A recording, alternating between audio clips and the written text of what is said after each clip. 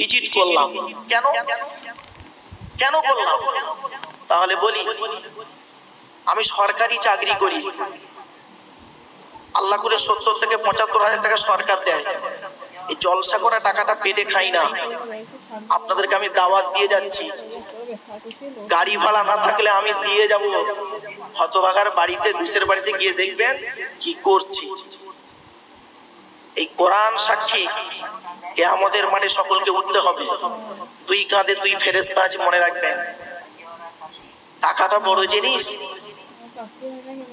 কেন আমি টাকার কথা বলেছিলাম?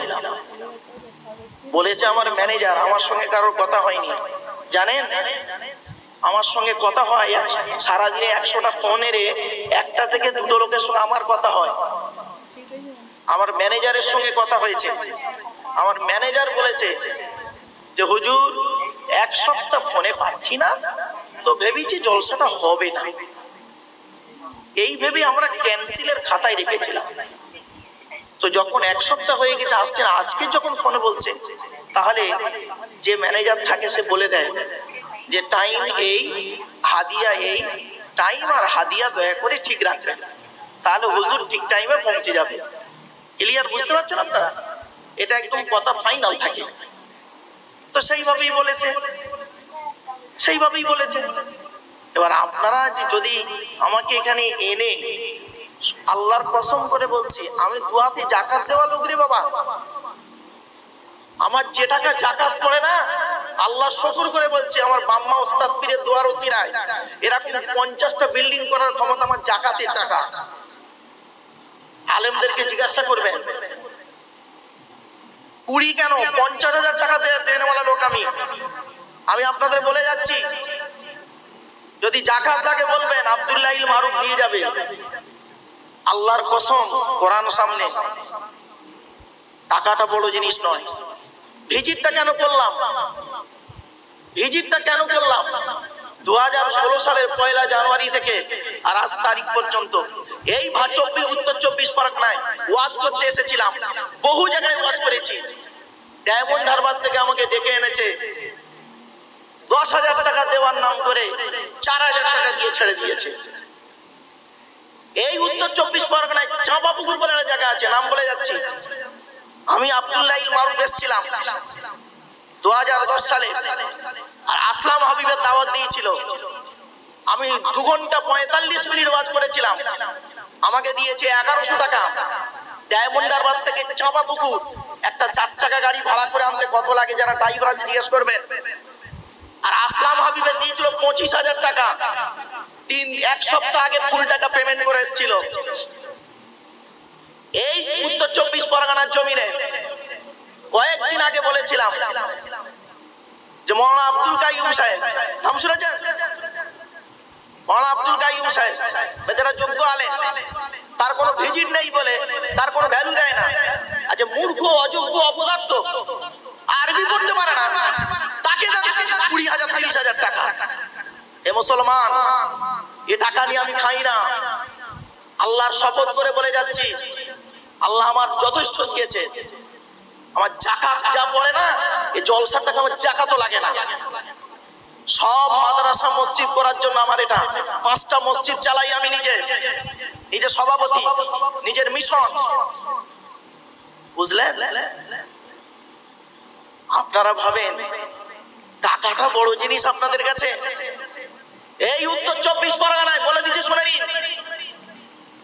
আজ যখন শুনলেন আপনারা 8,000 টাকা দেওয়ার নাম করে, শুনে নিন।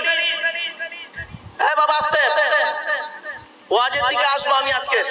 আজকে ব্রেন ক্লিয়ার করে ওয়াজ করতে যাব। ওয়াজ আমি করে যাব এখানে। এই উত্তর 24 পরগনায় 8,000 টাকা দেবে বলে 8,000 টাকাই দিয়েছে। 16টা 500 টাকার নোট দিয়েছে, 9টা 500 টাকার নোট জাল দিয়েছে। আজ আমি জেল খাটতাম, আজ আমি জেল খাটতাম। ইতিহাস শুনবেন, আফসোস। আমি জানি, বড় দুঃখ নিয়ে আজ কথাগুলো বললাম আপনাদেরকে। মাদ্রাসা। আমি একটা 20 বিঘা জায়গা, শুনে নিন, আজ আপনাদের বলে যাচ্ছি, আল্লাহর কোরআন সামনে, কবরে আমার শুতে হবে, মনে রাখবেন আপনাদেরও শুতে হবে, সেই মাঠে দেখা হবে, কতটা তেজ সেই মাঠে দেখে নেওয়া হবে। বলে যাচ্ছি শুনে নিন, আমি 20 বিঘা আমার বাপের কবরের সামনে 20 বিঘা জায়গা কিনেছি মাদ্রাসা করব বলে। আমি চিন্তা করে দেখলাম, এই লোকটার কাছে গিয়ে যদি বলি ভাই আমি 1 লাখ টাকা দেন না, আমি মাদ্রাসা করব, এই লোকটা মনে করবে মৌলী সাহেবরা চিটিংবাজি, চাঁদা তুলে খেয়ে নেবে, ঠিক না ঠিক? আল্লাহর কাছে বলেছিলাম, আল্লাহ তুমি আমার জবানটাকে খুলে দাও, যাতে করে আমার মেহনতের টাকায় আমি জায়গাগুলো কিনে ঘর করতে পারি। বুঝলেন? টাকাটা বড় জিনিস, টাকাটা বড় জিনিস। আমি 20,000 টাকা দিয়ে যাচ্ছি, বা কোনো অসুবিধে নেই। বিশ্ব মানবাধিকার পরিষদের ন্যাশনাল প্রেসিডেন্ট, গাড়ির সামনে বোর্ডটা দেখবেন, হজগজ লোক ভেবো না, আমাকে মৌলবি ভেবো না, মোল্লা মৌলী সাহেব ভেবো না, বাস্তব কথা বলে গেলাম। কেন নিজের ভবিষ্যৎটাকে করছো?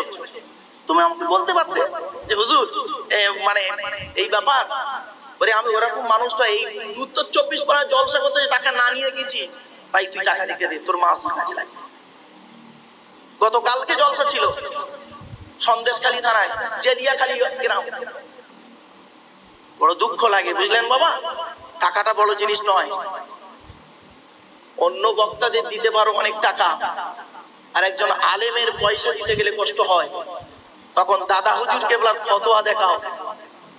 বাবা অনেক কথা হয়েছে, আমার মানসিক দিক থেকে আমি ভালো নেই। আমার ফুফু, একটাই ফুফু, হসপিটাল নার্সিং হসপিটালে, ডায়মন্ড হারবার হসপিটালে আইসিইউতে আছে, অবস্থা খুব সিরিয়াস, যার জন্য খুব টেনশন পেরেশান নিয়ে আজকে কোরআন হাদিস নিয়ে আলোচনা করতে শুরু করেছিলাম। বন্ধু, টাকাটা বড় ভাবলে? আমার মুখ থেকে কোনোদিন শুনেছো, রেকর্ডিংটা বের করো তো দেখি, যে আব্দুল্লাহিল মারুফ বলেছে টাকা আজকে পেমেন্ট না করলে আমি যাব না? আমার ম্যানেজারটা সে বলে দেয়, বলে হুজুর ওই দিক গেলে পয়সা করে দিতে ডিস্টার্ব করে, অতএব আগে নিয়ে নেওয়াই ভালো। কিছু বুঝতে পারলে? আল্লাহর কোরআন সামনে, কবরে শুবেন তো নাকি? আমাকেও তো শুতে হবে।